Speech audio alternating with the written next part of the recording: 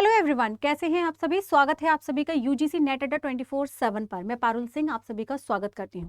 तो जैसा कि आप लोगों को पता है, आरपीएससी में असिस्टेंट प्रोफेसर की वैकेंसीज जो हैं वो आ चुकी हैं और राजस्थान में असिस्टेंट प्रोफेसर बनने का सपना आप लोगों ने यहां पर देख लिया है और साथ में इसकी तैयारी में भी आप लोग लग गए होंगे।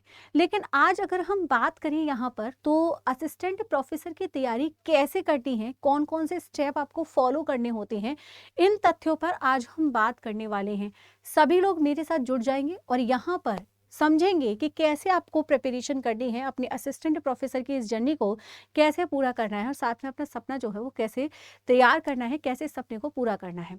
तो बात यहाँ पर करते हैं सबसे पहले हम असिस्टेंट प्रोफेसर के बारे में।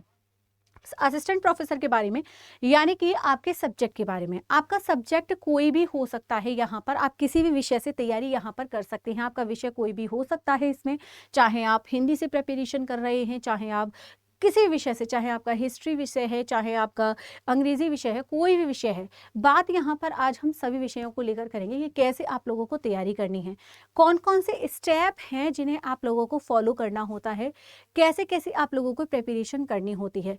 सबसे पहली बात, सबसे पहला पॉइंट जो यहाँ पर आप लोगों को ध्यान में रखना होता है वो होता है आप लोगों का सिलेबस।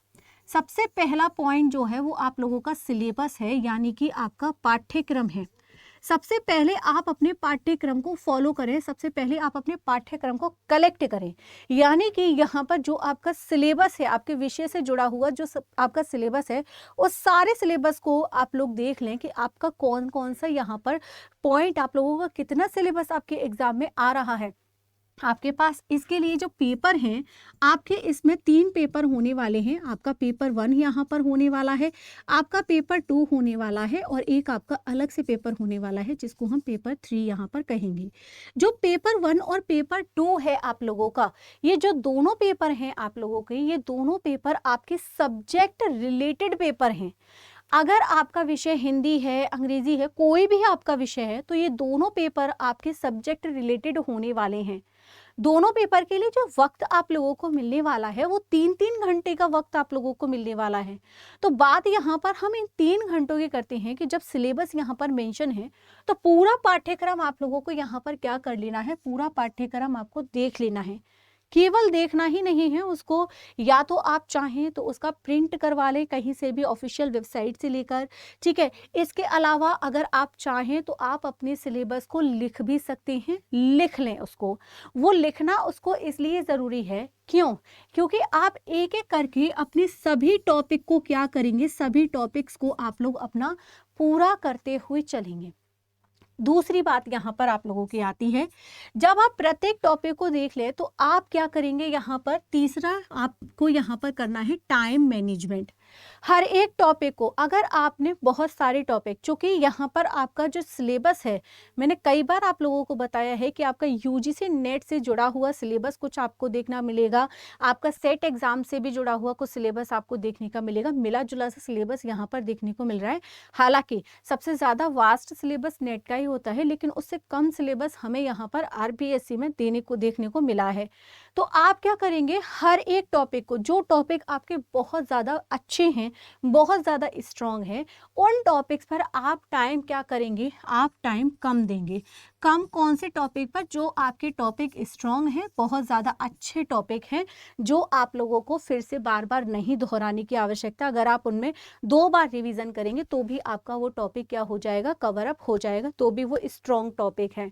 इसके अलावा जो टॉपिक आप लोगों के कमज़ोर हैं, कमज़ोर यानी कि यहाँ पर मैं ये कहूँगी कि जो टॉपिक आप लोगों के वीक हैं, उन टॉपिक्स को आप लोगों को एक सही समय जो है, सही समय उनको आप लोगों को क्या करना है, प्रोवाइड करना है। सही समय, सही समय यानी कि अगर आपको लग रहा है कि आपको दिन के 2 घंटे देने हैं उस टॉपिक को, अगर आपको लग रहा है कि कोई एक विशेष यूनिट है और उस यूनिट को आप लोगों को ज़्यादा समय देना है, कोई भी यूनिट है, हर यूनिट के लिए, हर टॉपिक के लिए टाइम क्या करेंगे, टाइम को डिवाइड कर देंगे सभी लोग। तो टाइम को डिवाइड करेंगे, टाइम को बांट दो प्रत्येक यूनिट के लिए, ठीक है, क्योंकि बहुत ज़्यादा अच्छे से इस बार क्या करनी है, प्रिपरेशन आप लोगों को करनी है बहुत ज़्यादा अच्छे से।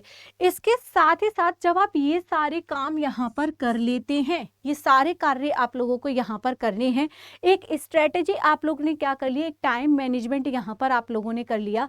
टाइम मैनेजमेंट आपने प्रत्येक यूनिट वाइज यहाँ पर कर लिया है। इसके अलावा अब आपको क्या करना है, एक स्ट्रेटेजी यहाँ पर फॉलो करनी है। स्ट्रेटेजी फॉलो करनी है। स्ट्रेटेजी क्या, कि आपको एक क्या करना होगा, यहाँ पर टाइम टेबल बनाना होगा अपने लिए। जब आप एक टाइम टेबल डिसाइड कर लेते हैं तो यहाँ पर आप लोगों को पता है कि मुझे 2 घंटे भाई खाने में देने हैं, 3 घंटे मुझे पढ़ने में या सोने में प्रॉपर समय देना है, 3 घंटे मुझे यहाँ पर किसी और कार्य में देने हैं, 8 घंटे मुझे यहाँ पर पढ़ना है। अब जो आप पढ़ने के लिए समय निर्धारित करेंगे, उस समय को ऐसे निर्धारित करें, या तो उसे 1-1 घंटे के फॉर्म में उसे डिवाइड कर लें, ठीक है। उसके बाद आप 5 मिनट का ब्रेक जो है वो अवश्य लें। बहुत ज़्यादा पढ़ने के बाद कंटिन्यू 10 घंटे 12 घंटे ना पढ़ें। उस घंटों में क्या होना चाहिए, उन घंटों में 5 मिनट का ब्रेक जो है वो होना बहुत ज़रूरी है। 5 मिनट का ब्रेक जो है ज़रूर होना चाहिए। 5 से 7 मिनट का ब्रेक भी आप लोग ले सकते हैं। साइंटिफिकली तौर पे अगर मैं बात करूं तो हर 40 मिनट पढ़ने के बाद 10 मिनट का ब्रेक जो है वो आवश्यक है। इससे आपने 40 मिनट में जितनी भी चीज़ें पढ़ी हैं, उन चीज़ों को आपको याद करने की क्षमता जो है वो और ज़्यादा बढ़ जाती है, वो चीज़ें आपको और अच्छे से याद रहती हैं। क्लियर यहाँ पर सभी को समझ में आ रही हैं चीज़ें। इसके अलावा हम बात करते हैं यहाँ पर, ये सारे पॉइंट्स यहाँ पर मेंशन करते चलेंगे सभी लोग। अगर नोट डाउन करना है तो नोट डाउन भी करते रहेंगे। अगली चीज़ जहाँ हमें एग्ज़ाम पर फोकस करना होता है, थोड़ा सा कोशिश ये करें कि सोशल मीडिया से दूर रहें। सोशल मीडिया यानी कि व्हाट्सएप, फेसबुक, इंस्टाग्राम, इन सब से थोड़ा सा दूरी बना लें। क्यों? क्योंकि एक बार क्या होता है, मान लो कोई बेहतर सा शॉर्ट्स आप लोगों ने देख लिया, कोई रील आपने देख ली, तो आप क्या करते हैं ना, कंटिन्यू फॉलो उसको करते रहते हैं। फिर हमारे कब आधा घंटा, कब हमारा 1 घंटा उसमें निकल जाता है, हमें खुद ही नहीं पता चलता है।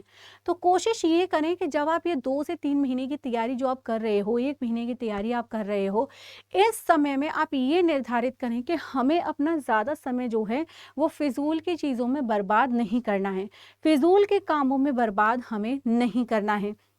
इसके साथ ही ध्यान रखें, जो कुछ भी आप पढ़ रहे हैं उसका रिवीजन समय अनुसार करते रहें।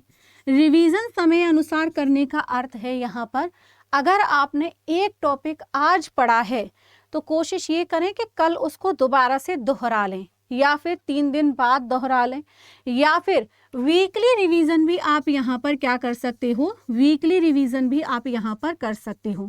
वीकली रिवीजन भी बहुत आवश्यक होता है। अगर आप डेली बेसिस पे रिवीजन करना पसंद नहीं कर रहे हैं तो आप वीकली रिवीजन ज़रूर करें।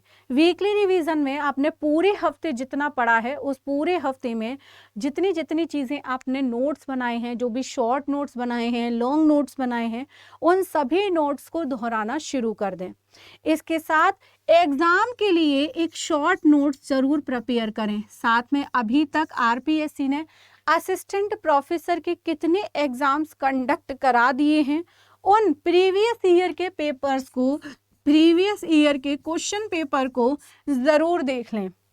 साथ में ये निर्धारित करें कि अब तक क्वेश्चन जो पूछे गए हैं, अब तक के प्रश्नों का जो लेवल है, जो प्रश्न है वो कैसे रहे हैं, कैसा प्रश्नों का लेवल रहा है, कितने कठिन प्रश्न पूछे हैं, कितने सरल क्वेश्चन पूछे हैं, कौन से यूनिट से कितने ज़्यादा क्वेश्चंस पूछे गए हैं, किस यूनिट से एक भी प्रश्न नहीं आया है। अगर किसी यूनिट से कोई भी प्रश्न नहीं पूछा गया है तो ऐसा नहीं करना कि आप उस यूनिट को बिल्कुल ना पढ़ें। हो सकता है एग्जामिनर इस बार उस यूनिट से आपसे प्रश्न जो है वो पूछ ले। इसके अलावा सेल्फ कॉन्फिडेंस होना बहुत ज़रूरी है। सेल्फ कॉन्फिडेंस रखें, जो कि बहुत ज़रूरी है। अगर किसी भी प्रकार का डर लग रहा है कि भाई असिस्टेंट प्रोफेसर की भर्ती है, कैसे तैयारी करेंगे, लोग क्या सोचेंगे, अगर दिमाग में ये सारी चीज़ें भरी हुई हैं तो इन सारी चीज़ों को बाहर निकाल दें। किसी से कोई मतलब ज़्यादा नहीं रखना है। कौन क्या सोचेगा, कब सोचेगा, ये सब हम बाद में सोचेंगे। अभी हमारे जो कार्य हैं वो हमें यहाँ पर करने हैं। और जो लोग नेगेटिविटी फैलाते हैं उन लोगों से बहुत दूरी बना लें, बेहद दूरी बना लें। जितनी दूरी आप बना सकते हो उतनी दूरी उन लोगों से आप बनाते हुए चलें, ठीक है। तो इसके साथ ही साथ यहाँ पर मैं आप लोगों को बता दूं, अपनी हेल्थ का ध्यान बिल्कुल रखें। मेडिटेशन, योगा, जो भी आप लोग करते हैं, हेल्थ का ध्यान रखना बहुत ज़रूरी है। अगर आप किसी एग्ज़ाम की प्रिपरेशन कर रहे हैं तो अपनी हेल्थ का ध्यान रखें। बार बार बीमार होना बहुत अच्छा नहीं होता है। ये हमारे टाइम टेबल में, हमारी पढ़ाई में एक ब्रेक ला देता है, जो कि बहुत ज़्यादा अच्छा नहीं होता है। तो हेल्दी ज़रूर रखना है खुद को। क्लियर यहाँ पर? तो शॉर्ट नोट्स का यहाँ पर मैंने आप लोगों को बता दिया है। एग्जाम के लिए शॉर्ट नोट्स बनाते चलें, वीकली रिवीजन करते चलें, रिवीजन भी करना है। साथ में अब तक जितने भी एग्जाम हो चुके हैं इन PYQs को देखें, प्रीवियस ईयर क्वेश्चन पेपर्स को देख लें। साथ में यहाँ पर एक लास्ट पॉइंट और मैं मेंशन करना यहाँ पर मेंशन करना चाहूँगी कि टेस्ट ज़रूर देना है, ठीक है। टेस्ट ज़रूर देना है, चाहे आप ऑफलाइन टेस्ट लगाएं, चाहे आप ऑनलाइन टेस्ट लगाएं। टेस्ट लगाना बेहद ज़रूरी है। टेस्ट ज़रूर दें ताकि आपको खुद को, एक बोलते हैं ना कि सेल्फ एनालिसिस करना बहुत ज़रूरी है खुद को। तो खुद को तराशने की बहुत ज़्यादा आवश्यकता होती है कि आखिर हम, एक वाक्य होता है, एक शब्द आप लोगों ने सुना होगा कि कौन कितने पानी में है। तो जब हम किसी एग्ज़ाम की प्रिपरेशन कर रहे हैं तो हमें खुद को देखना होता है कि हम आखिर कितने पानी में हैं, हम कितनी तैयारी कर रहे हैं और कितनी तैयारी हम कर चुके हैं और आगे हमें कितनी तैयारी करनी है, ठीक। क्लियर यहाँ पर? तो ये सारे पॉइंट्स यहाँ पर आप लोगों को क्या रखने हैं, सारे पॉइंट्स यहाँ पर आप लोगों को मेंशन करने हैं, ठीक है। सारे पॉइंट्स आप लोग यहाँ पर याद रखेंगे, ध्यान रखेंगे। इसके अलावा यहाँ पर मैं आप लोगों को बता दूं, अगर आपका विषय हिंदी साहित्य है, कौन सा विषय है, अगर आपका विषय हिंदी साहित्य है तो आप लोग क्या करेंगे यहाँ पर, अगर आपका विषय भी हिंदी साहित्य है तो यहाँ पर मैं आप लोगों को बता दूं, एक सेकेंड, हाँ चलो। तो अगर आपका विषय भी हिंदी साहित्य है तो मेरा बैच जो है वो शुरू हो चुका है असिस्टेंट प्रोफेसर के लिए, ठीक है। यहाँ पर आप अड्डा 24/7 ऐप डाउनलोड करेंगे। ये हो गया अड्डा 24/7 ऐप डाउनलोड।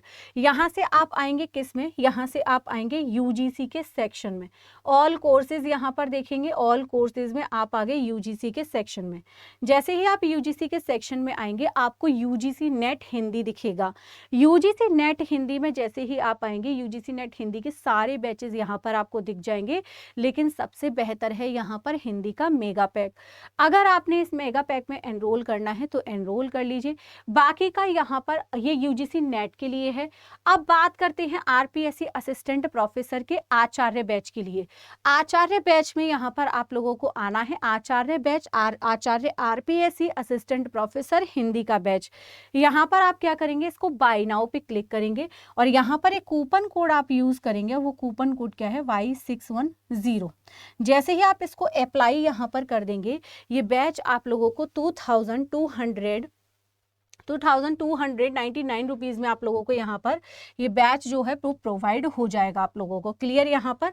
बाकी का ठीक है। Y610 आपने यहाँ पर कूपन कोड यूज़ किया और जब आपने Y610 कूपन कोड यहाँ पर यूज़ किया है तो ये बैच आप लोगों को कितने में प्रोवाइड हो रहा है, ये बैच आप लोगों को 2299 रुपीज़ में आप लोगों को प्रोवाइड हो रहा है। क्लियर यहाँ पर? तो सभी लोग जिसने अभी तक एनरोल नहीं किया है एनरोल कर लेंगे, जितने भी बच्चे हैं RPSC के इस बैच में। बाकी का ऐसी ही बेहतरीन जानकारी के साथ जुड़े रहें UGC नेट अड्डा 24/7 यूट्यूब चैनल पर। थैंक यू सो मच साथियों, बाय बाय, टेक केयर।